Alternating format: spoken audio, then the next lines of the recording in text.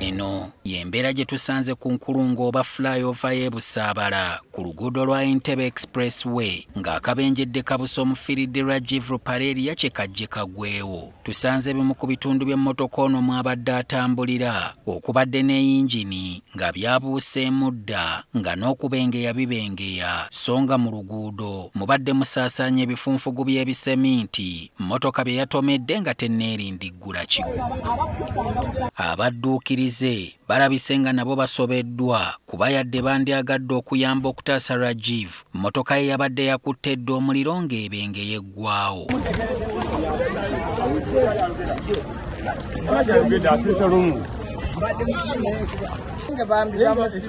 Ne bamusikana yenga steering emukutte olugiba lusibye olukuba baligudde tebataddeko sign post yonna agiddeko express amanye egundi yakoze gatekuliko kintu kyonna. Oluvannyuma mmotoka ezizikiriza omuliro zituuse okugezaako okuzikiza mmotoka eno mu bwangu wabula babadde kikeerezi kubanga mmotoka yonna ebadde efuuse muyonga. Nga bukedde tuzzeeyo mu kifo kino awaagudde akabenje abaabaddewo ne batubuulira bwe gwabadde. Nti emmotoka yabadde agivuga ng'eri ku speed bwe yakoonye ekiseminti yakutte omuliro yonna neggwawo nga n'abadduukirize tebasobola gisemberera kuba yabadde eteeta butesi. Yakubye ekiseminti ekyo n'ekyuka namu bweti n'entunula gyekola ki gye badde eva n'ebeera ng'etandika okwaka omuliro abatuuze nga nebandibadde badduukirira tebalina batandikira.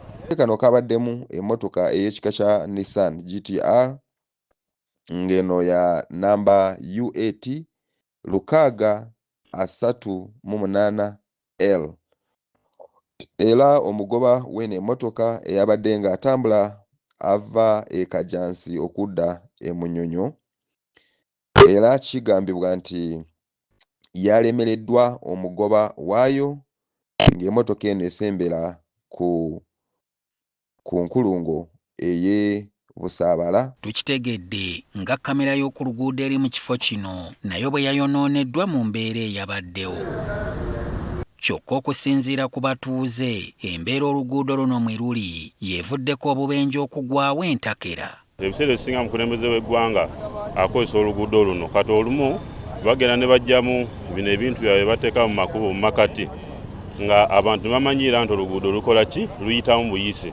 Kati yonula etuuka n'ekiseera ate nezzaawo ebintu ebyo mu makati naye ate teriteekawo bubonero bulaga nti oluguudo olwo bakoze eki bazizaawo round about.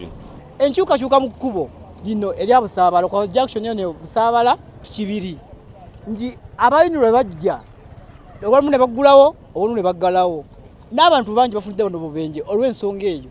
Kati tusaba abayinula nti wababa olwe enkyukakyuka ezze mu luguudo bagezeeko okuteekawo obubonero oba ebipande ebyeraga abantu nti gye mugenda mu maaso oluguudo lwaggaddwa oba lwagguddwa bye ssebo. Obuzibu babutadde ku kitongole ky'ebyenguudo kye bagamba nti kikoze mu ngeri ya kapeesa oba okumaliriza oluguudo luno. Saate minisita tumwengeejinze emirundi egiwera minisita Katumba Wamala jeno naye atugamba kimu oluguudo lujja kuggwa abantu banga basoba mu 200 bafiiridde wano ne gavumenti yo tefaayo.